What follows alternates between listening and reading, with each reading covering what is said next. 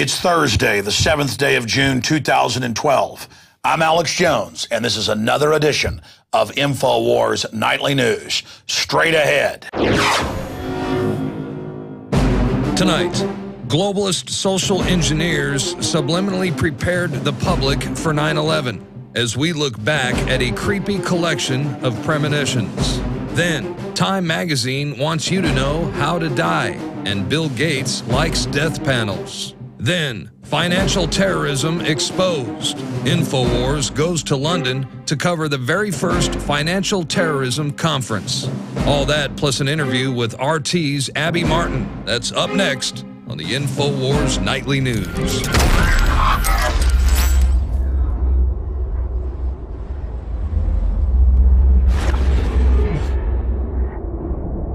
First up tonight, Infowars.com's latest headlines.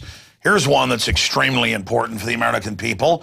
Scientific study links antidepressants in drinking water to autism rising. Yeah, it's a cocktail of toxins, pesticides, mercury in the shots, all contributing. Psychoactive drugs in our drinking water could be triggering autism, notes biology professor in a new study published in the New Scientist. And they've done other studies of water supplies around the United States that shouldn't even have Prozac-type drugs in them, but they do. Well, we know the globalists just don't add fluoride and lithium and radioactive isotopes to our water. Oh, you didn't know that? Look into it.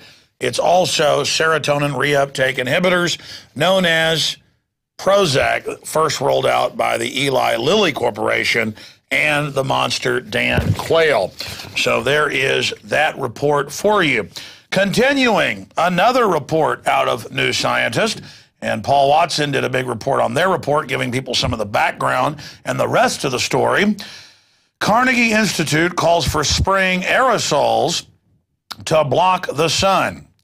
Of course, a globalist back in the early 90s won a big award, a Nobel Science Prize for this, and since then, they're doing it across the board. Now at Carnegie Institution for Science, proposal to spray aerosol particles into the upper atmosphere to block out the sun and tackle global warming would turn sunny skies into hazy white, like has already happened, a process that many contend is already taking place via chemtrail phenomenon. Well, NASA admits the Earth is 20% darker than it was just a decade ago. Look it up for yourself. That's why Bill Gates has bought the biggest geoengineering company to do this, knowing there's going to be government funding from it. They're going to control the weather in the name of protecting you from evil weather fluctuations that they say are abnormal. They're now teaching school children that the seasons are abnormal. Don't believe me? Look it up for yourself. You cannot make up the level of absurdity we're dealing with. Now, this should be our top story tonight, but it just broke, so we're just covering it here briefly. Rockefeller Foundation predicts 13,000 dead at London Olympics in 2012. They also predict in this report that a bio-release will kill millions and will be used to set up a police state. They think you're stupid and don't read this, and they're openly down there in the timeline. If we scroll down, we can show people. Saying that a bio-weapon release will be used to sell authoritarianism here in the United States and worldwide. They play with our little world like it's their little toy. And continuing, we have classic false flag coming up in just a few days, the 45th anniversary of the attack on the USS Liberty by the Israeli government working with the Pentagon and LBJ, and I've had all the big officers on, the admirals, you name it, who were on the radio when over the phone patch, the president came on and said, listen, you follow what McNamara says. I want that GD ship on the bottom. But they kept the ship afloat, couldn't blame it on Egypt, and that is the rest of the story. Israeli pilots have spoken out about it as well. They were ordered to do that as a false flag attack. Our military is expendable by the globalists. That's why they've killed thousands of them in secret tests that have been declassified, including radiation and chem attacks, murdering troops in chambers, telling their family they died in car wrecks and from the flu.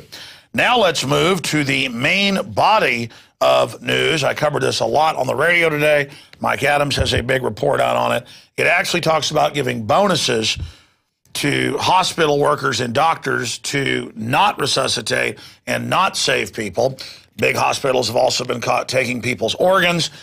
This guy, Joe Klein, talks about how troublesome his parents were and all the things they did when they were old. And, well, then his dad had broken a rib, and they said if he ever gets resuscitated, he may break another rib.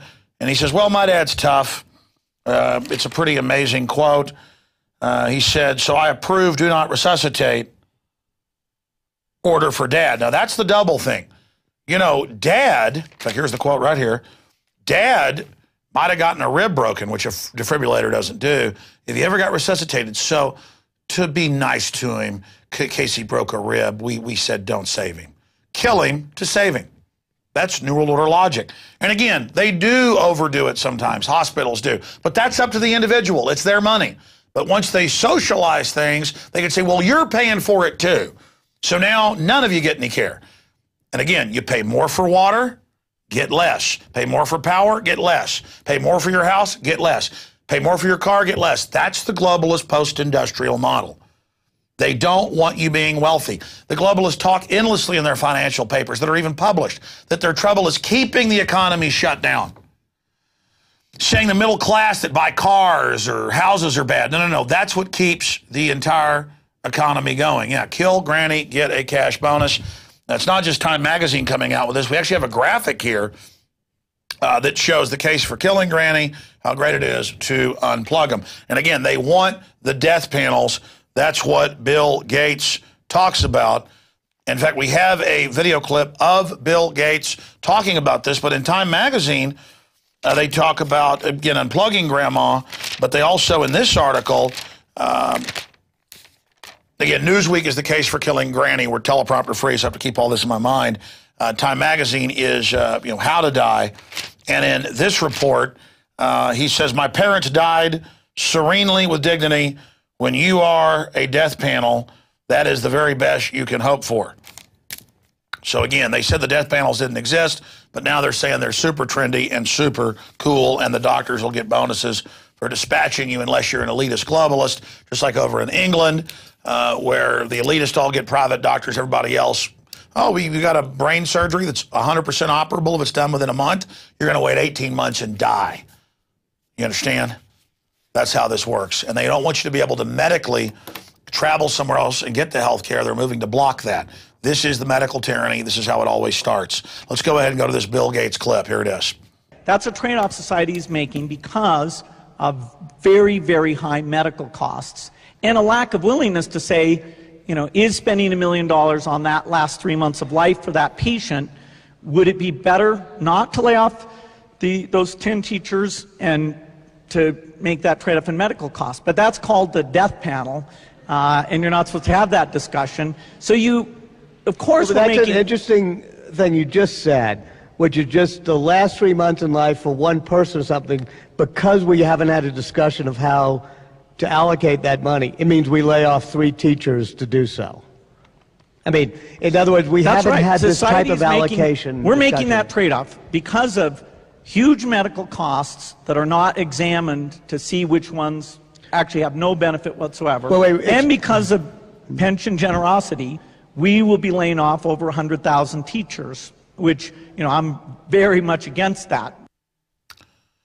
Yeah, his foundation, tax-free, he takes his profits, then only uses the profit to pay a few percentage points of a teacher's salary to totally control the curriculum. This guy wants the globalist model of deciding what you're going to be. He is a monster eugenicist who was at Bilderberg last week and did cover his face, but the Washington Post, who had people inside, did report that Billy Gates, Mr. Eugenics, Mr. Death Panel, was indeed there.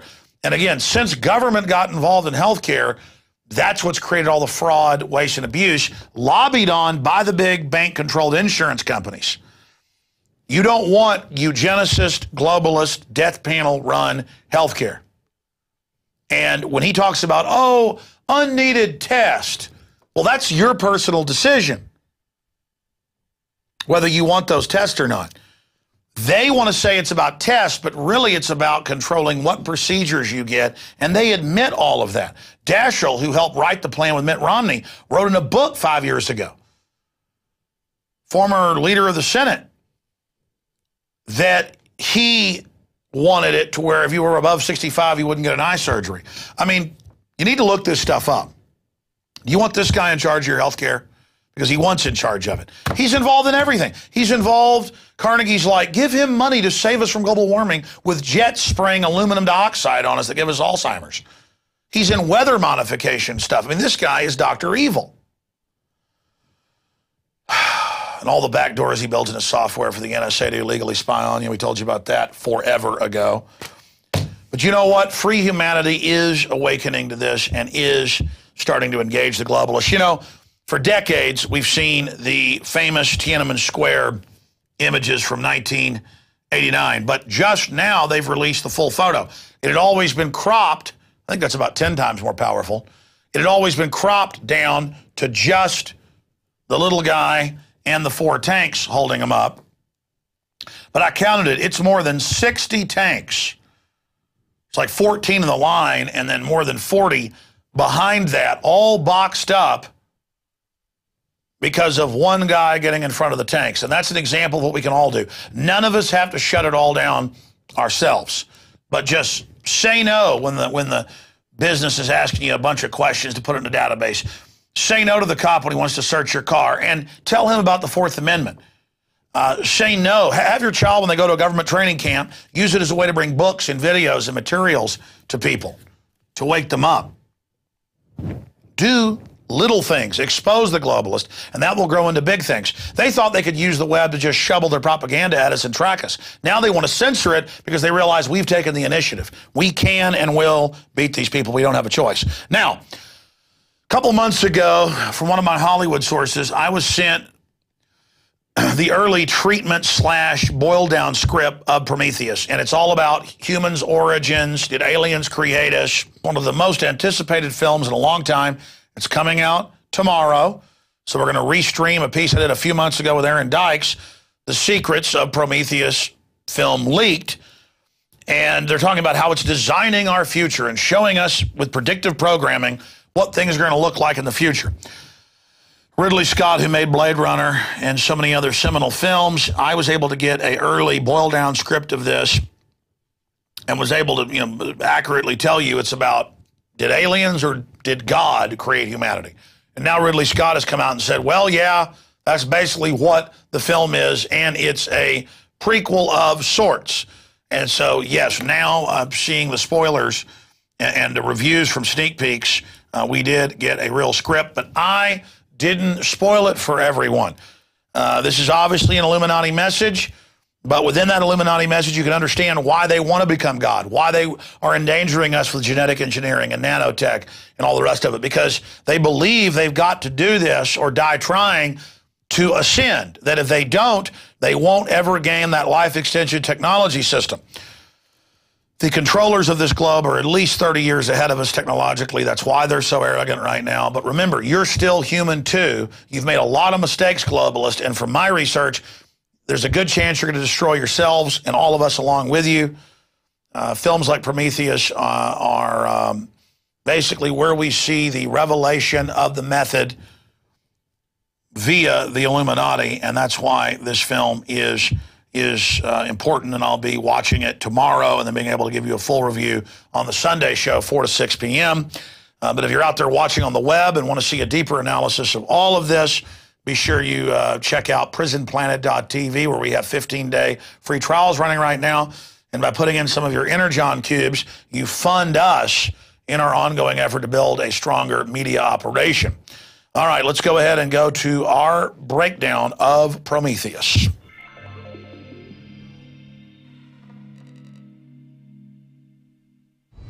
Ridley Scott, arguably one of the greatest living directors, is set to release a prequel to his 1979 mega hit, Alien, Prometheus, one of the most anticipated sci-fi films in recent memory.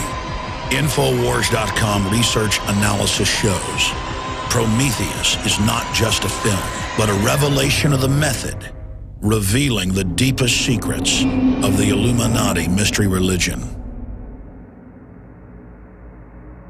I do have a lot of contacts in the media, as viewers and listeners know, and I have been able to secure a copy of an early script, and it follows very closely from the trailer I've seen and other leaks. And I'm not going to give the entire film away here, but in synopsis, this is a film about the origins of humankind with a super race of near immortal genetic engineers who are contemplating a genetic overwrite or rewrite of the planet Earth when meddling humans stumble in to the magician's laboratory. They are punished for their trespass. It was so wrong. The so-called space jockey is the advanced species that have engineered humans back on Earth and produced the bioweapon that we know of as the classical alien that burst out of your chest after feeding on the food in your intestines. The reason we're taking time out to examine Prometheus is because its storyline, its plot, mirrors that of many ancient societies. And the ideas presented in Prometheus are at the core of Western secret societies.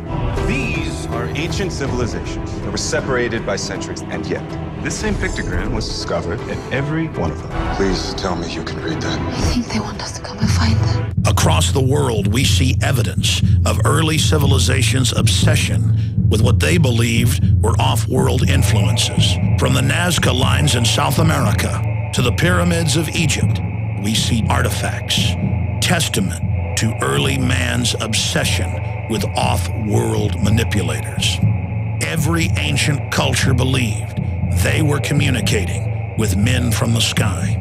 Ezekiel with spinning wheels of fire landing and creatures with blue space helmets approaching Ezekiel and giving him a drug to take, and then he has wild hallucinations. One could say that Prometheus is simply art imitating life and putting a 21st century spin on the beliefs of the Dogon tribe in Africa and the Aztecs of Mesoamerica. Eric von Däniken, more than any other living person, has popularized the idea of chariots of the gods and that our planet has been visited and manipulated by off-world creatures for thousands of years. But the systems that he popularized were regurgitated whole cloth from ideas developed by the ruling class of this planet. And I want to be clear, every major globalist we look at, going back more than 160 years, is completely and totally obsessed with the idea that off-world aliens are controlling this planet and giving them hidden knowledge. By the 1870s, T.H. Huxley Group and their X Club was dominating the Royal Society in England. The dominant theory within the X Club was that humans had been seeded here, along with most other life forms, by advanced beings from space. From the inception of Darwin's theory on the origin of species, evolutionary scientists never believed for a minute that life simply started on its own. That evolution is not some random, slow system developing by chance, but is actually directed by off-world seeders, terraformers, creators of worlds. Even the discoverer of DNA, Francis Crick, promotes the idea that life was seeded on this planet in what he calls directed panspermia. It is part of the larger myth of transhumanism. Huxley, Darwin, Wedgwood, the Galtons, they all interbred in an attempt to create this transcendent Superman. The governing class of this globe believes that they are channeling advanced technological systems given to them by ancient alien species. And the science fiction of the last 150 years, whether it's Jules Verne or H.G. Wells or those that came before them, is obsessed with this, and they're on record part of secret societies who believe what they're promoting is actually reality, but knowing that the public is not ready to accept it, they cover it under the guise of fiction. And the film Prometheus is completely constructed around the secret religion of the Illuminati, who believe that they are transcendent and becoming the Superman. We can create cybernetic individuals. We are the gods now. blurring the lines between fiction and reality. We see a futuristic presentation of the technology conference TED. The keynote speaker is the founder of the Wayland Corporation, Mr. Wayland. There he describes Prometheus stealing fire from the gods. From the Titan Prometheus, our first true piece of technology, fire. The transference of fire, or the first technology to man, is only the beginning of his transgressions. Prometheus is a titan and the creator of mankind who attempts to elevate humans to the level of gods and is punished. The Illuminati believe they have stolen the fire of true genius from the gods.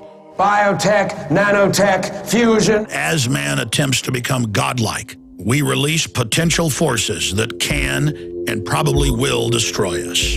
I want to say this in summation. We're not facing off-world genetic engineers that the elite believes created this planet, whether that's true or not. We're facing the global technocrats that are splicing every plant and animal and insect you can imagine together, that are creating chimeras with hundreds of species within them, giving rise to superviruses and bacterial mutations. We are already seeing within 3 generations in rodents total sterilization and massive deformities in these animals. And we have proven from the Rockefeller Foundation documents and other reports that this is part of a long-term program to wreck the general public's DNA. This is the global elite who have fantasized about off-world genetic engineers, creating them actually in a 160-year-plus program, developing the sciences and technologies to put this into place. Whatever you say about the Illuminati, they have got patience and they have had incredible vision. But I believe humanity needs to hear the truth and understand that this is being carried out against us all. Because we have a choice to stand up now, but only a short window, and say no. I know the plot of the film. I know how it ends. But I'm going to leave that for you to discover. The point is, the film itself is only a revelation of the method, an externalization of the hierarchy.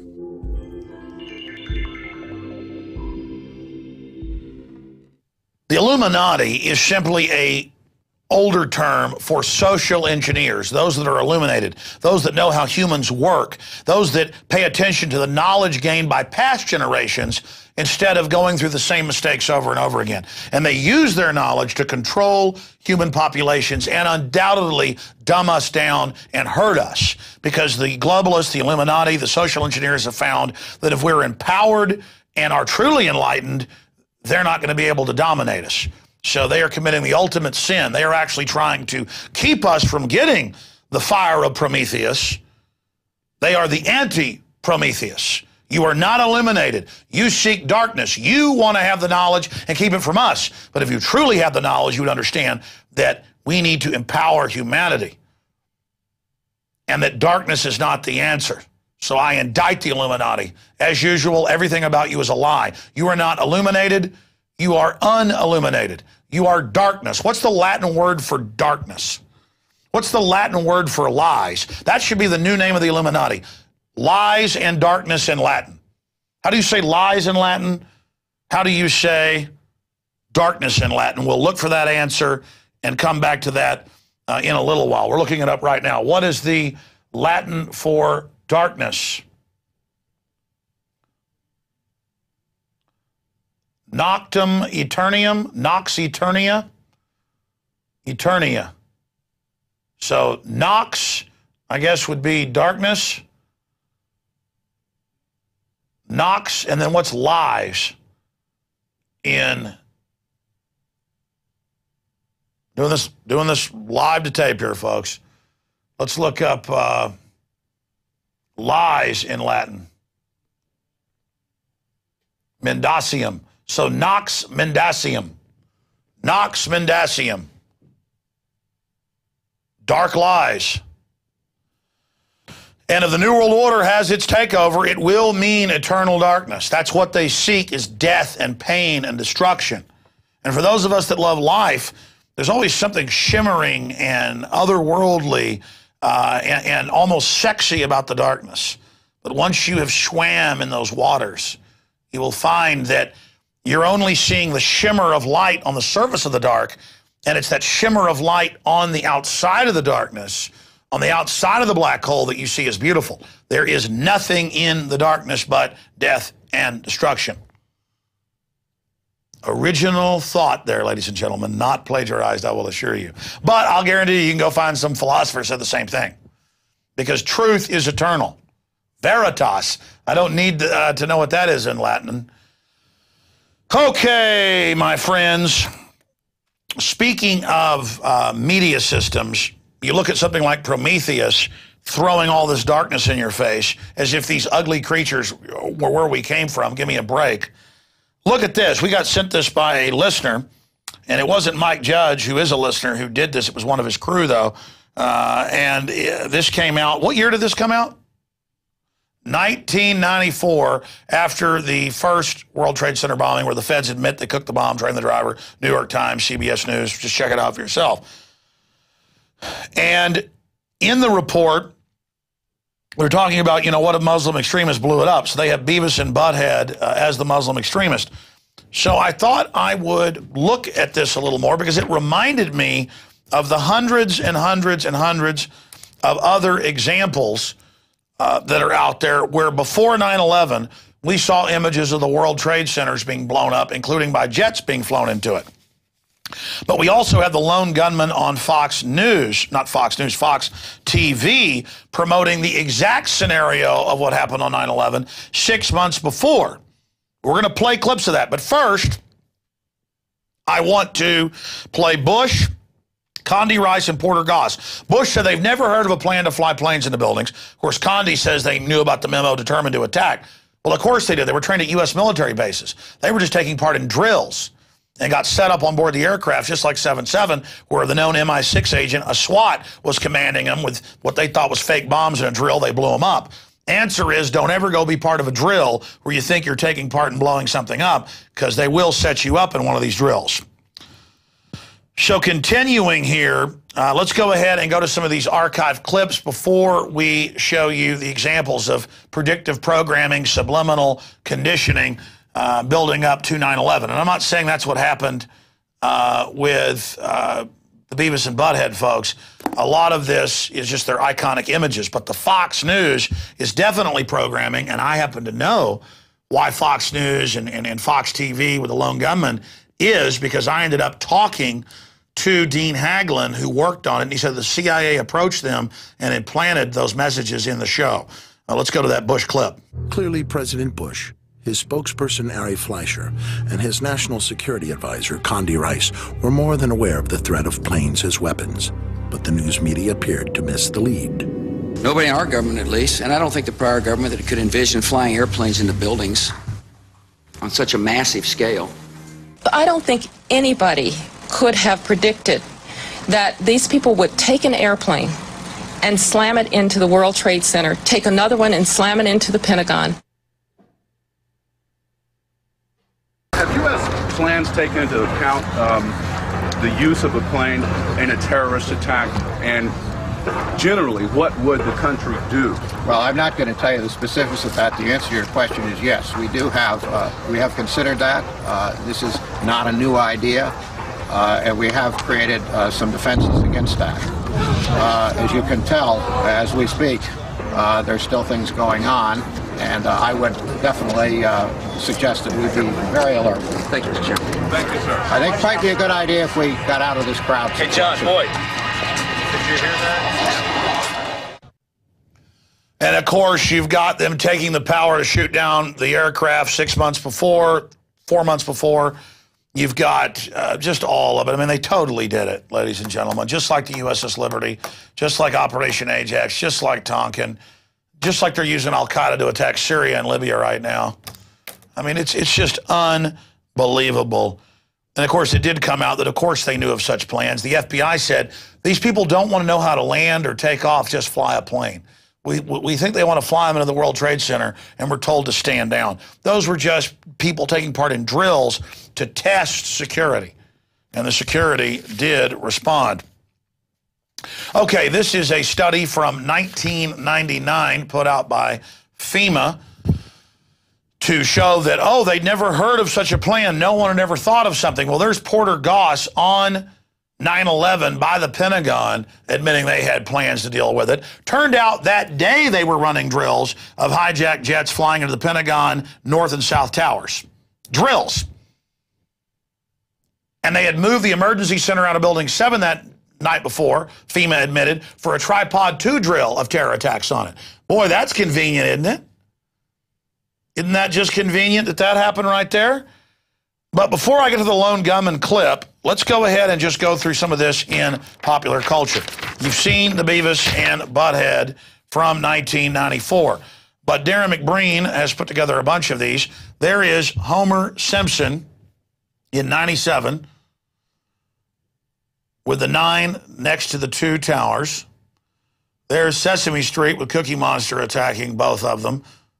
That's in 76. There's planes flying through the buildings with Wonder Woman concerned. That came out 4 or 5 months before 9/11, that particular album cover by Coup. And we've got a bunch of other. Oh, this was produced by the Illuminati Company, the Illuminati card deck that's based in Austin, Texas. Mr. Jackson that heads it up has not returned hundreds of our phone calls. We're going to go over to his office soon, next few weeks. There you have the Pentagon and the World Trade Center hit on the same time. Very, very interesting to have fear and take over. Here you have the World Trade Center's hit in just countless areas of culture. But sure, they're iconic. Imagine them being destroyed. Or was a message implanted to prepare the subconscious mind? 2 years after 9/11, I got a call from a local radio producer who produced the 93.7 show here in town, LBJ Morning Show. And she said, hey, I'm friends with Dean Haglund, you know, of X-Files, Lone Gunman, other TV shows. Dean would like to come to your home and interview you. And I said, okay, because I knew she was for real. Sure enough, right on time, BMW pulls up. Guy comes to the door, knocks on it. It's Dean Haglund from the show. And he comes in. You're going to see him here in just a moment. And we'll play the clips live so I can you know, tell folks where Dean's at. And he says, listen, the CIA would come and plant things on us. And I talked to Chris Carter and others. I think they planted this one on us. You know, it all becomes a blur, but they come to us and say, this is a message we really want to see. So I believe all these hundreds of images about the World Trade Centers being blown up and federal training manuals, you know, showing planes flying in and all the rest of this. This is predictive programming.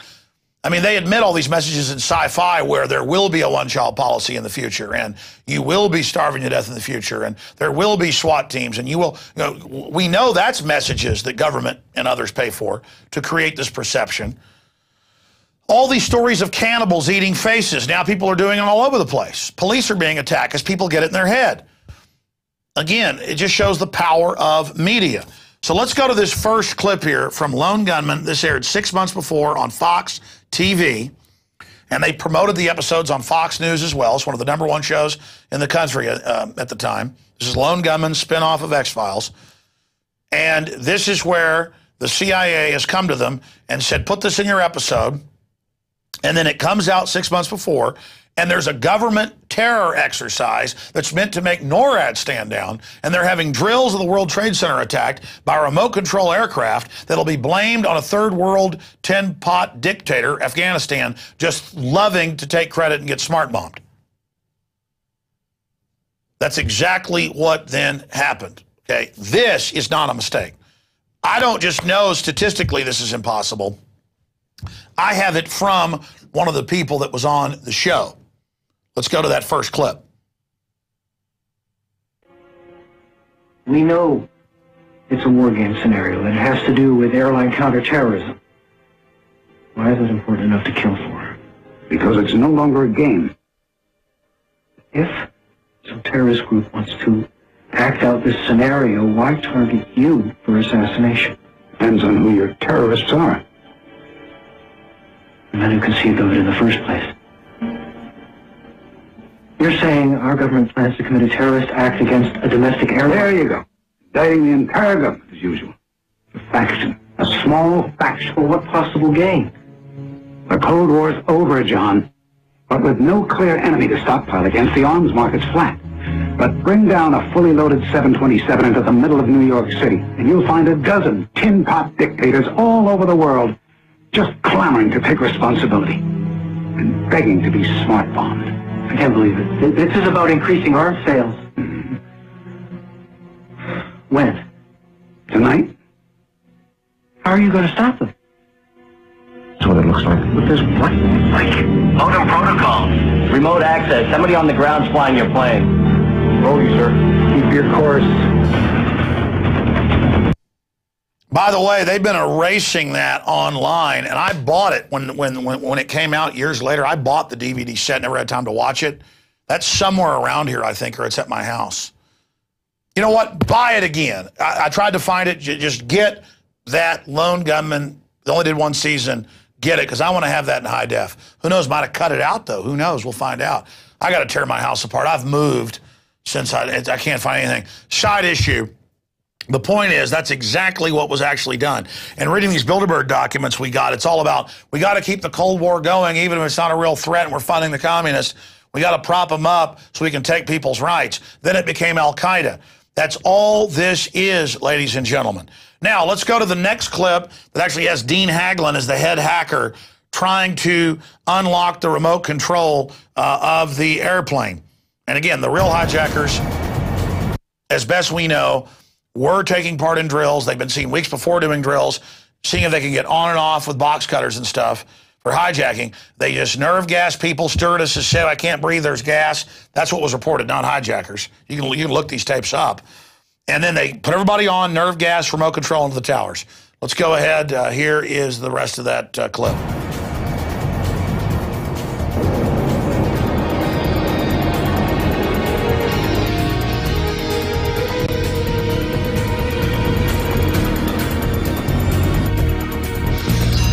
Dean Haglund. There's Dean.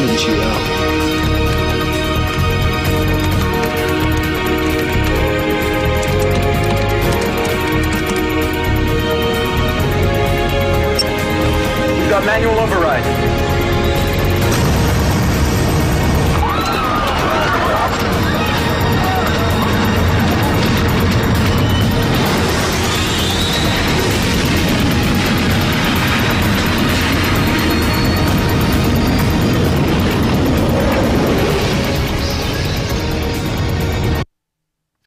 Well, needless to say, the imaginary people, the lone gunmen, weren't able to take control over the aircraft. And by the way, it turned out those very aircraft did have remote control in them. Bush, a few days after at a press conference, said, we can remote control. We'll stop it. And the guy behind him grabbed the president's arm. Somebody's got to dig that video up. I know I saw it live on television. Just off the charts, incredible. Amazing is not a strong enough word. Okay, we've got two more video clips here for you. This is from a 1986 kind of precursor to Charlie Rose, with the author of Wise Men, who was able to get into the annals of the globalist, just bragging about how wonderful the aristocratic elites are, how lucky we are to have these guys. These 6 Bilderberg skull and bones wise men, bringing in narcotics, world government, every evil you can imagine. And here they are, the fawning, sycophantic academic class telling you how they're God. This is truly disgusting. And these are the guys that were running Bilderberg Group at the time. These are the guys that decided to put fluoride in your water, vaccines with cancer viruses at the time, and still. I mean, these are just unendingly evil. And their whole book, this whole book that they allowed access to the archives, that the system praises is how they're authoritarian, they know best, they're going to get rid of your freedom, they're going to get rid of your family, they're going to get rid of your damn country. Let's go ahead and go to some sickening excerpts from the time. So that today we approach with admiration and awe a totally intriguing and brilliantly crafted new Simon & Schuster volume, The Wise Men, 6 Friends and the World They Made, about Averell Harriman, Dean Acheson, Robert Lovett, John McCloy, George Kennan, Charles Bolin, all names quickly identified with high position and great responsibility if your age is right and memory remains. Now, one approaches this fine work with an enormous and thoroughly rewarded eagerness to see its subjects there at the creation, supposedly, of the modern world. Yeah, they created our world, and how he goes on, they're aristocratic, they're elitist, they're better than us. And then they cut to the author, and it's they created NATO. Yeah, and now NATO tells Congress they don't have any authority, and Congress sits there and takes it. And the UN is their boss, all run by these bankers. The UN is lining people up in Africa, Honduras, and Latin America in the news, shooting them to take their property. And the so-called liberals are like, good, there's too many people. You're not liberals. You're sicko control freaks. I've now learned that at the academic level, even mid-level, you don't even get in now or get a tenure job on average unless you're a bloodthirsty piece of trash. You certainly don't get endowments. You don't get a chair, as they call it, funding. You don't get your books published by the big foundations. And it is just a stew of miscreant weirdos like Pianka at UT, who says kill 90% of the population. We've gone and tried to talk to him. Others have. He can barely talk, folks. And he's on the UT website dressed up like a druid talking about Lucifer. I mean, it's a bunch of addled weirdos groveling about Lucifer. And then we who are good people let them rule everything. Oh, you're the establishment. So I guess we are bigger idiots than even they are. But let me tell you, if Lucifer's giving you power, might as well not make you so damn ugly. I mean, you know, you people are a joke. You are really a joke. You don't know what comes around goes around. You know, what you do to other people ends up coming back on you. And that's all I can say. That's all I can say. Here's the next disgusting clip. So Truman reached out to these people, mainly these 6, as well as James Forrestal, who plays an important role in our book, but who committed suicide in the 40s, so doesn't quite fit into the crowd. But these 6 or 7 people, he brought them in, put them in the top positions, and let them determine foreign policy. And it may have been called the Truman Doctrine, the notion of standing up to the spread of communism by helping Greece, Turkey, and all the endangered countries of Central and Southern Europe. But Truman never thought it up. Dean Acheson did. Same is true with the Marshall Plan. The same is true with NATO. It was Acheson, Harriman, Truman, Lovett McCloy, Bolin, and Forrestal who put these positions into place, and Truman simply trusted them and delegated to them. And the name of that video, I actually had it printed out, that particular newscast, was The American Aristocracy.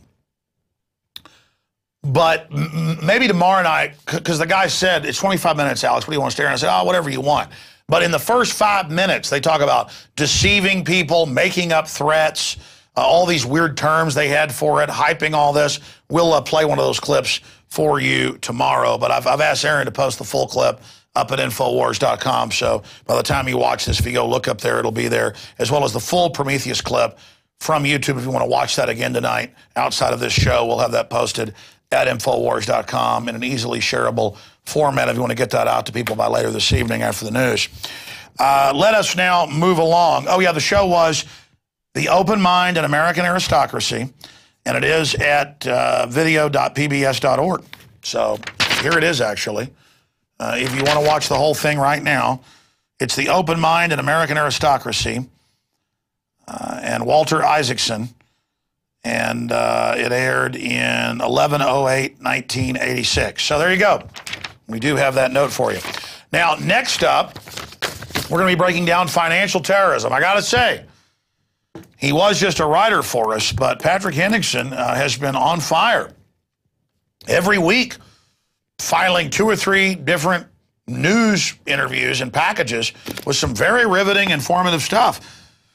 Patrick even does the editing, so it's not quite up to the standard of the news, but it's very close, and he gets an A+ for effort, an A+ for content, and he's just as a one-man wrecking crew. I know early on he sent us some of his reports raw, and then our crew was able to cobble them together, but he's filing whole reports for us. And this one is Financial Terrorism Exposed with Max Kaiser, William Engdahl, John Perkins, a bunch of other people. I mean, this is an amazing interview that was just shot a few days ago live at this event. And we're very, very, very, very excited about Patrick Henningsen's work at Infowars.com. You know, the same cable system that airs a 2-hour compilation every week of the nightly news has given him a weekly show, so he's now on national cable and satellite in England. And so Patrick Henningsen, an American living in England, is just a great addition to the team. And so very, very exciting to see Patrick doing that. Side issue, it's an article up at Infowars.com. They've taken his Facebook account away. And they're saying, send us your passport or we won't let you keep your Facebook anymore. Facebook demanded that we give them our driver's license or they would take our Facebook away. And we know they're doing that to put it in a database now. It's basically a government front, as we told you a long time ago. That is simply confirmed. Yeah, there it is. Facebook deletes account, demands my passport. And talk about the danger of sending your passport into them. And, you know, the head of Facebook calls his users dumb effers. They floated that $100 billion scam, which they now admit is going to collapse and was designed to.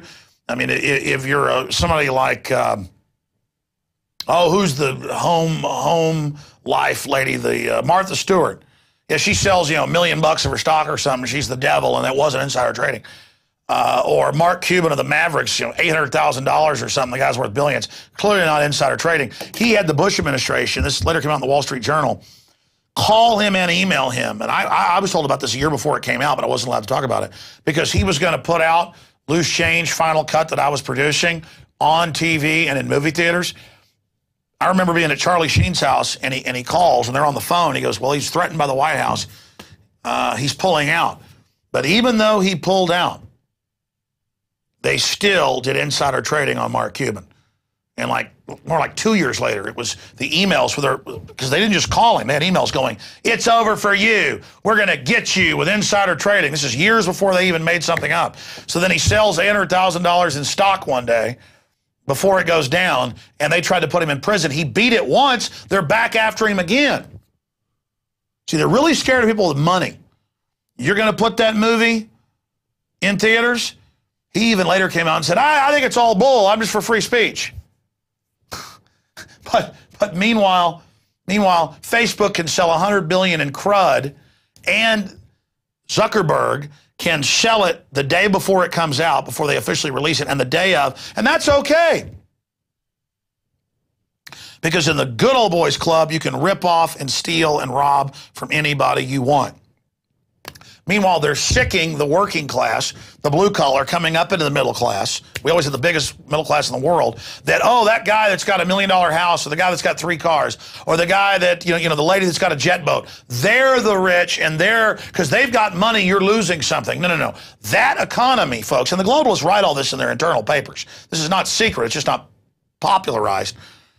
That when you destroy what's left of the middle class, that all the billionaires are saying they want to tax more to transfer it to themselves and banker bailouts, but mainly to get rid of their competition. When you get rid of the middle class, you have a giant underclass and no avenue. Who do you think keeps the car dealerships going? Who do you think keeps the restaurants and the hairdressers going? Who do you think hires the media people to work in the media? Who do you think creates an economy? Economies are like coral reefs, and nouveau riche or new wealth or upper middle class are like dumping 20 school buses out in a sand flat in 10 feet of water in the Caribbean. They've done that. I've dived those.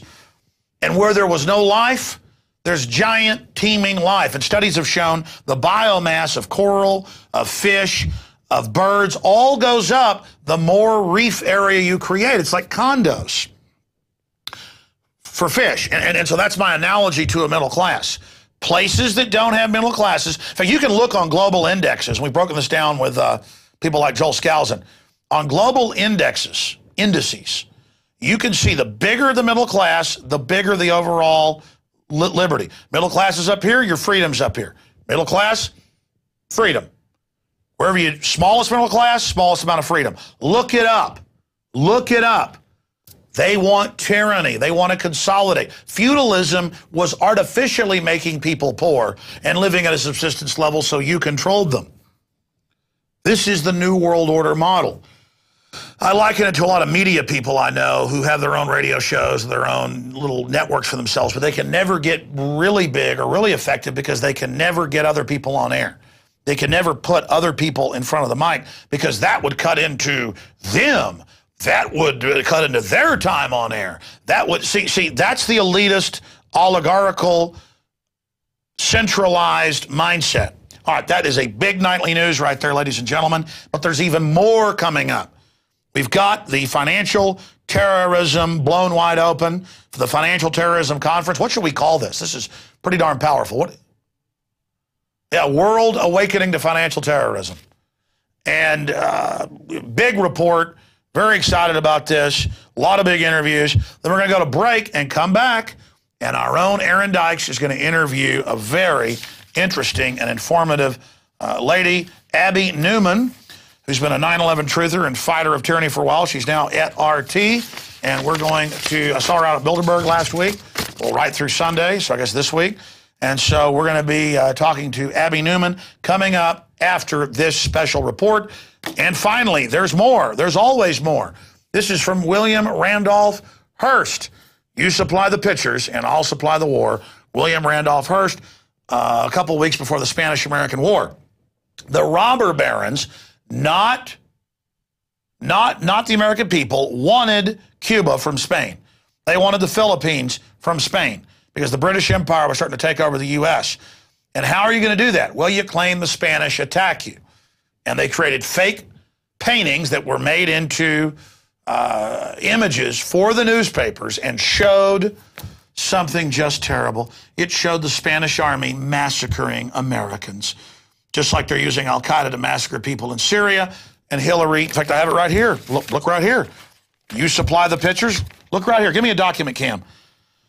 An image captured on a cell phone shows the body of Syrian woman, one of some 90 people, including dozens of children, allegedly slain by government forces in the town.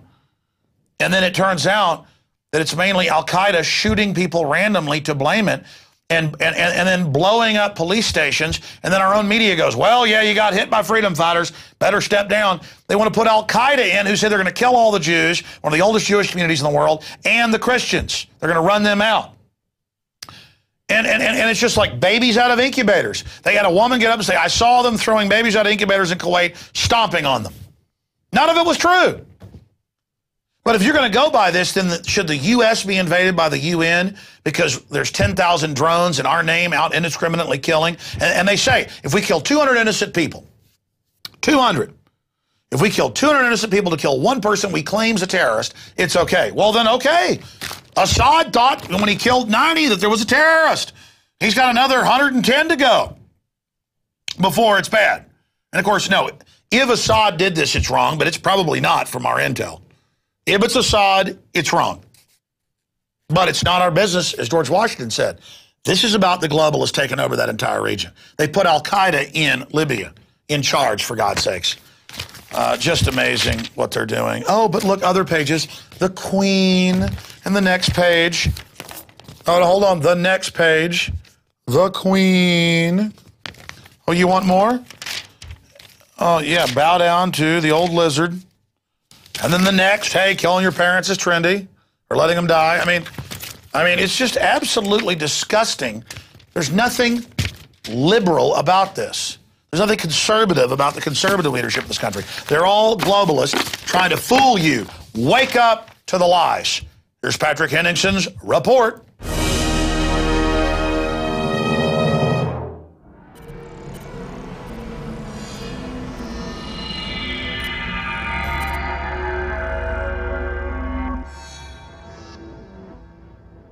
Infowars is in London today to cover the Financial Terrorism Conference. It's the first conference of its type ever organized, and the last event on a road trip that has included Dublin, Manchester, and then finally here in London today.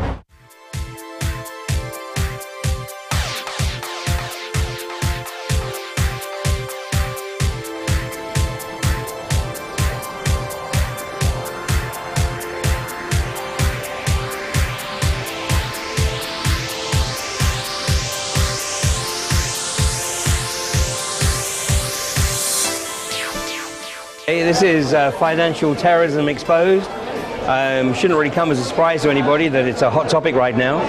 The great tragedy is, of course, that very few people have actually latched on to the fact that the global financiers and their henchmen, the bankers, are effectively trying to fleece everybody of everything that they have. In Europe, with everything being a mess, stock market's going down, The euro is being annihilated as we speak. So everything's a real big mess, and people are afraid what's going on with their savings, their pension. Well, it's great to be in London because, you know, all these global financial crimes usually go through London. It's the least regulated banking center in the world. So AIG, Lehman Brothers, MF Global, Madoff all went through London. So this audience is key because it's right here in their neighborhood that all these crimes are taking place. So I think once we get these people in London to understand the enemy lurking within, that's a major step forward.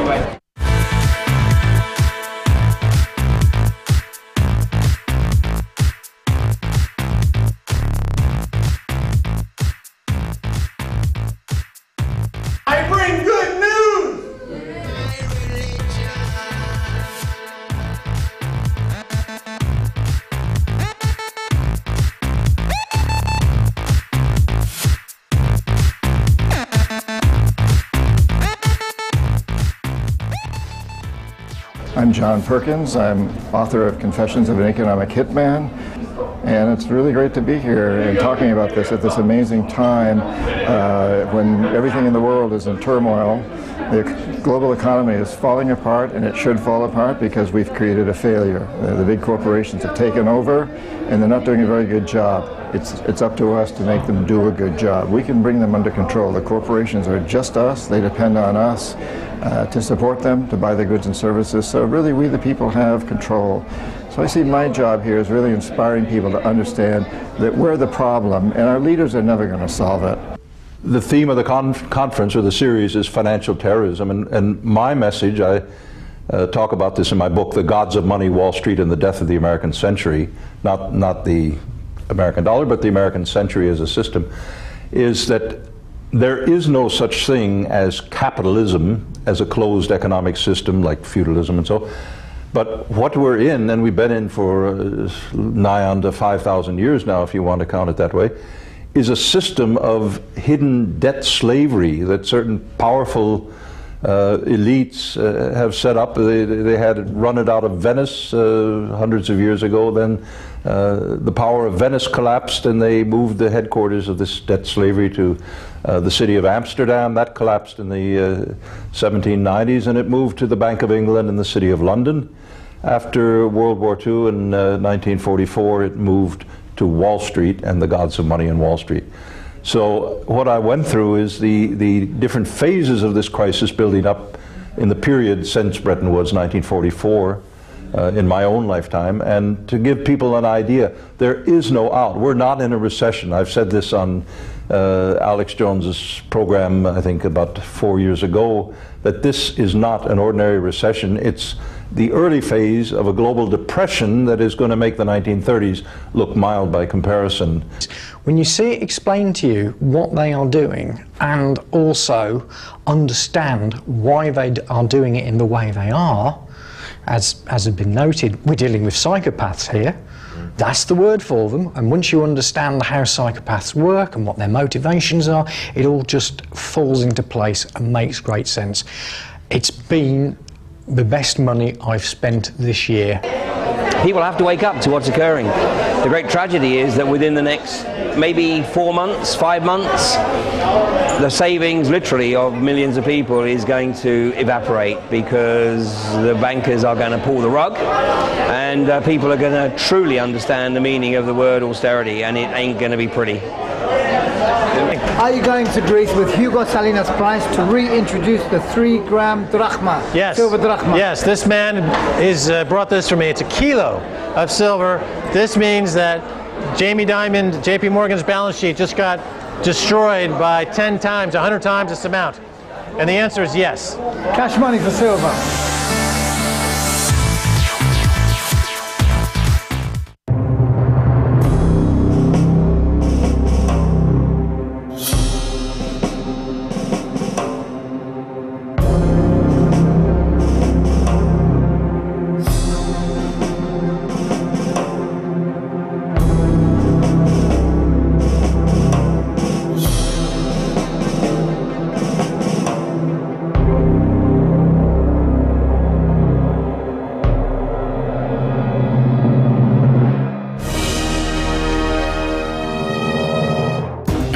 been to InfowarsShop.com lately?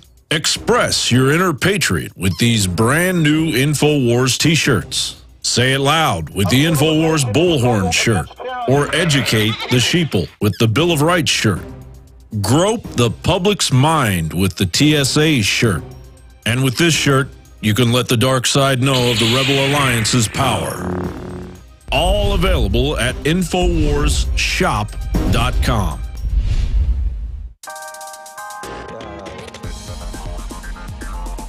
Patriots are talking. This past week, it's been about the clandestine elite globalists meeting Bilderberg. Any of them ever heard of the U.S. Logan Act? Oh, you mean that pesky little federal law that states unauthorized citizens shall not coerce with foreign governments unless they face to be fined and imprisoned? Well, users on Planet Infowars have, and they're not sitting idly by. Users like Jock Doubleday are completing missions to write articles about the Bilderberg attendees. In his article, The Devil Wears a Heart Necklace, he features Heather Reisman. And you can read more about her role at Bilderberg Group and her influence outside of the meeting at planetinfowars.com. Check out this and more. Find out what patriots are talking about.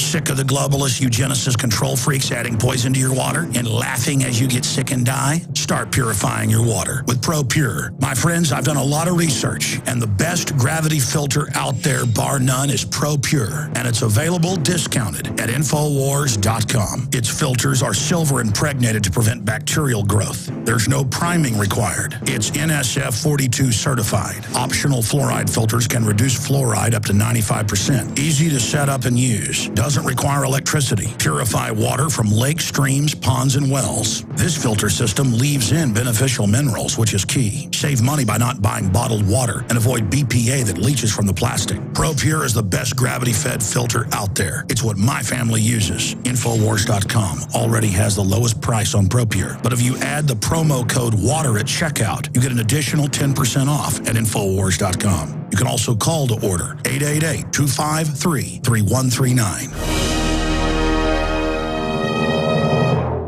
Welcome back to the Infowars Nightly News. I'm Aaron Dykes. We are joined now by Abby Martin. She's already a veteran of the new media scene. She has her own organization, Media Roots, based in Oakland, California. She's also a reporter and correspondent for RT and also works on Project Censored. Welcome to the program, Abby. Thanks, Aaron, for having me on.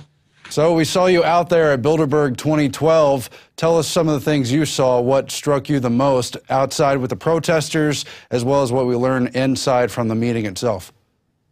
Well, outside of the protesters, I was really happy to see a convergence of ideas from libertarian Ron Paul supporters to Occupy Wall Street people. I thought it was the first time that I'd really seen kind of the anti-New World Order crew coming together with Occupy Wall Street people in the same place, kind of realizing the real power structure that's pulling the strings behind the curtain and showing up, which was great. I mean, there was thousands there over the weekend, and people were tuned in by the thousands to Alex's stream and Luke's stream. People really want to know what's going on, and it was incredible to see that force out there. In terms of what was going on inside, we don't know too much, but what we do know is that the official list online is definitely not the full list that they give us. The broad agenda, we know that there was a lot more done, talked about, and a lot of different people there that they didn't tell us about, which people saw. Bill Gates, a lot of people saw Mitt Romney in there. So, you know, we kind of have to speculate on why were these people there and what does it mean? Right, and you were, of course, there 4 years ago at the same place, a little bit different spot in time in Chantilly, Virginia. I know because I see you in the Obama reception holding the Hi Obama sign. Did you also predict Romney being here this year? And how did we know Obama would be coming there last time?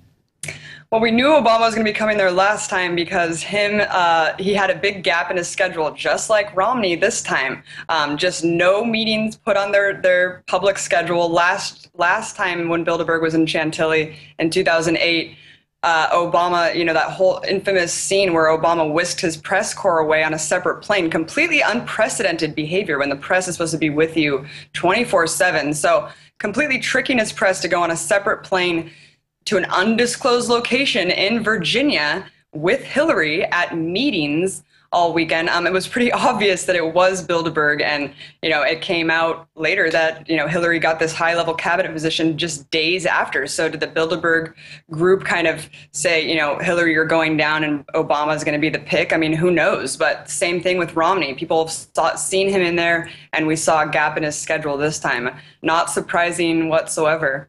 That was spectacular, too, in 2008, not only because Obama went to Bilderberg to be nominated, but because it was James A. Johnson inside doing the VP vetting and helping to formally choose him. James A. Johnson is a Freddie and Fannie Mae executive, but he's also Goldman Sachs. So it's Goldman Sachs really running the Obama administration, something we all now know about, but iconically from the beginning before the presidency started.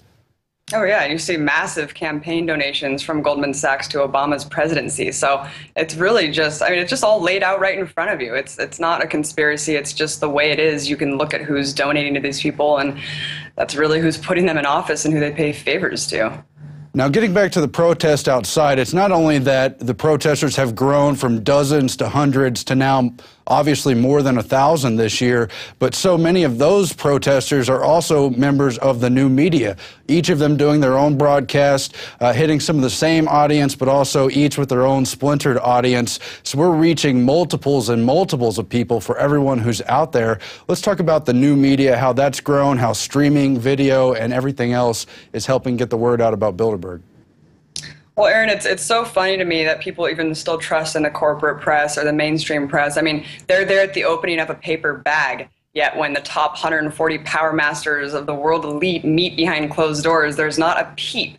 That in itself should show people where does their interest really lie. It's very obvious, and that's why people are turning to alternative media. And we see over the last couple of years, people are realizing that the new media, to make corporate media irrelevant, you need to tune into live streaming, is growing exponentially. I mean, we saw Alex out there, thousands tuned into it. People really want to see the truth. They want to see what's happening from the ground up, without this bias from the corporate press, without the spin, without vested interests trying to spin a package. They just want to see what's going on, the raw truth.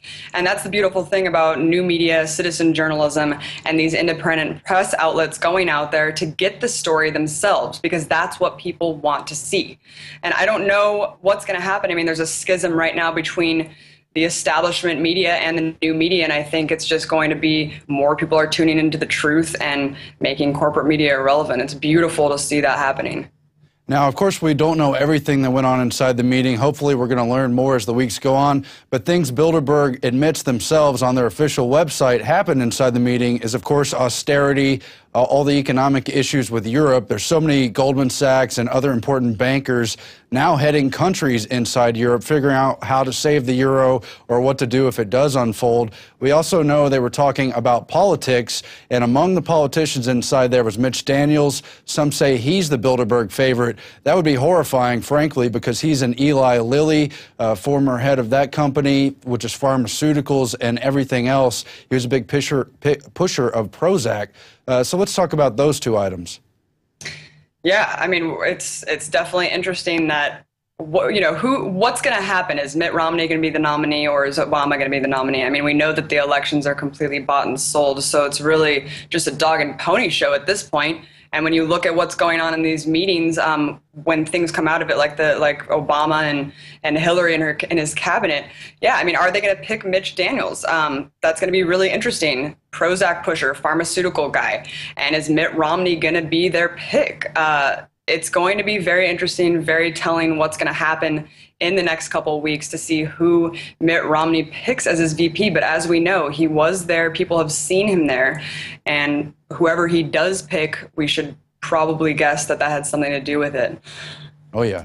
And then the other big thing they talked about is really a gigantic topic, quote, the future of democracy for China, for Russia, and the Middle East. We know Syria is very much on the front burner. There was the head of the Syria National Council, which is really just a Western front for transition in Syria. And it really looks like they're trying to go to war, because we have all kinds of people who attended Bilderberg now writing articles, creating this fake argument of whether we should stick with diplomacy or bomb immediately. What do you see happening there? How does that relate to Russia and China? Well, Aaron, looking at what we've just done, what we've just admitted, I mean, it was known in our circles, in the alternative press circles for a while, that Stuxnet really came from the U.S. working in concert with Israel. But to see that admitted and to see the ramping up of these covert warfare going on in these countries that don't quite gel with the globalist agenda or the the imperialist agenda, the Euro and U.S. imperialist agenda. And so you see Syria definitely on the line of that. We're going to do everything we can to get Iran to strike next. I mean, surrounding them with all sides. Oh, yeah. With our military, the assassination of the scientists, this mysterious bombing that took out people. I mean, it's just amazing the fear-mongering that's going on with Iran, and also now Syria's on the agenda. It's just going to happen where we're just going to be taking out these countries that are last in line. Unfortunately, Russia, Russia's been kind of being quiet for the last couple of years. They've been kind of working their way across Africa. Russia doesn't fall in line with this agenda, so it's going to be very interesting. They've already threatened to react if we put up those missile bases around the Eastern Bloc. So things are really tense right now. China, of course, owns our debt. They make all our products, so they're kind of our puppet, or are we their puppet? We don't know. It's kind of hard to tell at this point. But there's definitely giant players who don't gel with this agenda, and things are going to come to a head very soon. And I should add that there was top Russian diplomats, including Garry Kasparov, who's a very vocal Putin opponent, and we had a lot of the Chinese delegation there, including top Chinese people from within the United States itself. Now, Bilderberg always says they don't exist, but then when it's exposed, they do exist. They say it's not important. They don't decide policy inside there. Already, that's doublespeak. We've just gotten this huge data leak from the 1966 meeting, and it's clear. I've been looking over these documents for the past 4 or 5 days now. They were deciding on the future of NATO. They were deciding on how to plan economies. They were deciding what countries and what quotas they'd be able to send their exports. They'd decide how to put strings on developing countries and how to try to control the population. Oh, but wait, they don't do anything. What's your response to that?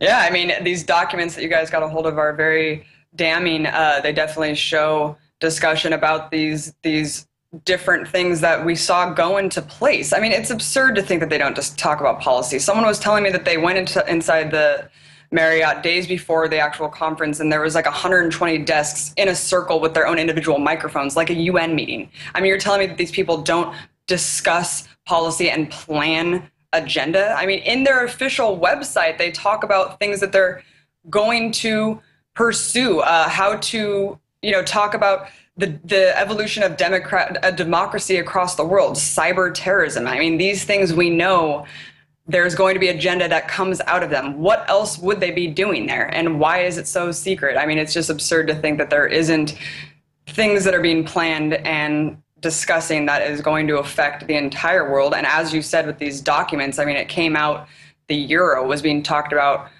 I mean, decades before. I want to talk about a Brzezinski quote. They're also asking me to pull out the handwritten notes, which was just part of this data dump that came from Senator Fred Harris's personal collection. Here they are. Here's some of the handwritten notes. And he's got stuff on the head of the UAW union, Walter P. Reuther. He's got notes from John J. McCloy and, frankly, all the other delegates, all with headers here. It's very interesting. We're going to show some of that on screen. But, Zbigniew Brzezinski used to attend Bilderberg. He stopped after a couple decades. But he used to talk about how in world government there's, of course, the over-the-table and under-the-table agreements. I think that's really what Bilderberg represents. They're gradually, incrementally moving us to world government, first with things like Carnegie for International Peace, then with the United Nations, and ever gradually more binding organizations, NATO, the rest of it. But meanwhile, of course, they're doing insider trading when they meet in secret, when the media doesn't cover it. And so Bilderberg is really where they meet behind the Wizard of Oz curtain. And then the dinosaur media is those who won't report on the curtain once it's been open. And that's really the Washington Post. They've had the owners of the Washington Post, Katharine Graham, now her son Donald Graham, meeting at Bilderberg every year since the very first year, 1954. Now we're 60 years into this. This year was the first time the Washington Post did any coverage of the Bilderberg meeting at all.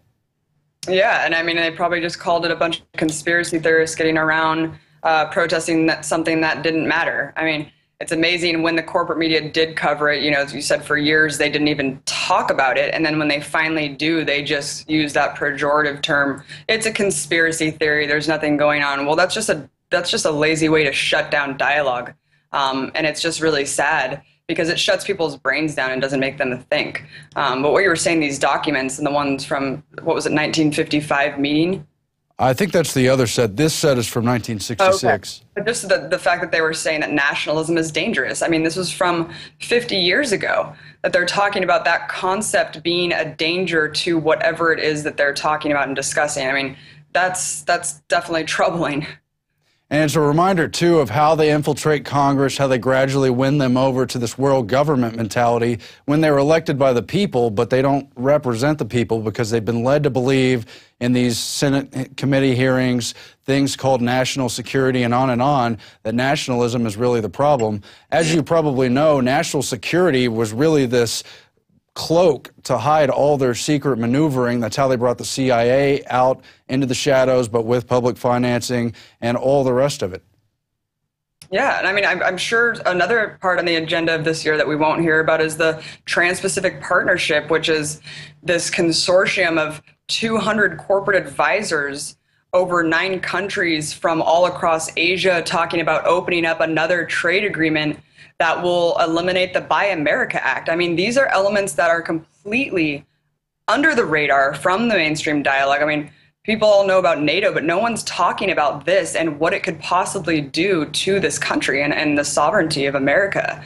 And even Senator Wyden proposed, he's the chair of this trade organization in the Senate, and he's talking about why is Obama not letting us see what you guys are talking about, the negotiations that are happening in the TPP. This is completely secret, and I'm the head of this chair on trade, and you're not even letting me see what it is you guys are discussing with these 200 corporate advisors everywhere from pharmaceuticals to banking. I mean, what are they talking about, and what is this? What are the effects going to be for this country if that happens? And of course, all these partnerships are sold on the idea of prosperity and security for the nations, but it's always proves to be a corporate back end, so they get, sweetheart deals and the rest of it. Oh yeah, absolutely. I mean, Buy America Act's been in place for so long, and that's like, the mainstay of this country. Yeah, buy American, buy American. Well, of course, not anymore. Now it's buy Chinese, but I mean, this will completely eliminate that and just push up drug prices. All the rest of it, yeah, but like you said, of course, it's under the guise of, open trade is a good thing. Let's open it up to everyone. Yeah, well, they call these trading blocks free trade. It's obviously not free.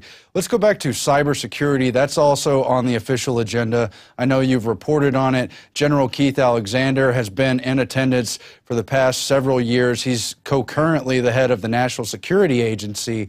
And Cybercom was only launched 2 years ago. Of course, we know the Stuxnet was a covert attack on Iran. The covert war against Iran has otherwise been launched. It has everything to do with the tension between Russia and China. I think it's a big topic. Tell us your point of view on it. Yeah, I mean, living in D.C. is pretty surreal because I'm going to these museums at the National Mall and they're just filled with propaganda, one of them in which is an exhibit called Weapons of Mass Disruption. That quote from Obama talking about cyber terrorism. I mean, you see Robert Mueller out there saying it's going to be the #1 threat facing this nation. There's committees hearings saying it's not a matter of if, but when there'll be a cyber Pearl Harbor. I mean, this is the rhetoric we see coming out of the White House, coming out of the administration. And there was just a poll that said that Americans are more scared of cyber terrorism than they are actual terrorism. So the rhetoric is working, the fear-mongering is working. And as we see, despite this heavy rhetoric about cyber terrorism being the biggest threat to this country, we're engaging in cyber warfare against countries like Iran. I mean, that's insane. It's completely hypocritical. I don't know if they're trying to instigate some sort of cyber retaliatory attack on this country so they can justify passing legislation like CISPA. I mean, I don't know. I don't put it past them to completely stage something, and that's the sad part with groups like Anonymous and all these entities that are kind of omnipresent online. It's kind of hard to point the finger at a faceless entity and say this was or wasn't the government that did this, but they could pretty much do whatever they want, blame it on whoever they want, and push through legislation like that completely curbs our right to privacy online. Not that we have much right to online anymore as it is, but it's definitely the next thing that they're fear-mongering us about. We all should really be aware of it and trying to push back against it. Yeah, that is very interesting about Anonymous and the other groups, LulzSec or whatever, because it could be people trying to do good work, but it's just as easily hijacked by the system itself to sell us, as you said, on CISPA, the ACTA treaty. They're fighting back against it in the EU. We'll see what the final decision on that is. And we, of course, in the U.S. have to fight back against the Senate not to pass CISPA. We've defeated SOPA, we've defeated PIPA, and we have to continue to fight until that is put to bed for good, if it ever will be. Oh, but Aaron, Obama says he'll veto it. Come on. Yeah. Yeah. Just like he did the NDA. Well, so I guess we'll figure out if we want Obamacare or Romney Care or what have you. I just want to mention that it's great to see all the activists at Bilderberg. I've watched it myself grow over the years. People like yourself, other activists I've watched become the media, start their own organizations. The people they meet at these kind of gatherings, it's not just a protest at that moment in time. It's this new network of people who are informed and want to be engaged. We're trying to do that also online with planetinfowars.com. I hope people will sign up there, meet groups in their area or even across the globe and start to fight back, because we have to do our homework. We have to show up at these meetings and we have to let people know what's really going on. We have to unmask the hidden government, the shadow government. We've come a long way in that respect. But we have to, of course, keep up the fight. It's all there on planetinfowars.com. And, of course, these documents, all our Bilderberg coverage at prisonplanet.tv. Anything else you'd like to add, Abby Martin? Yeah, I just wanted to say that there's a global consciousness happening. I think the Occupy Wall Street, the spirit of revolution is very well alive and well since Obama won. I think people are waking up to the real power structure and the puppets who control these politicians, the fact that elections are bought and paid for. And it's just important to not get disillusioned with federal elections, because every day is a vote that you can do. Everything you do, tuning into the alternative media, the corporations that you choose to support or not support, the local businesses that you help grow.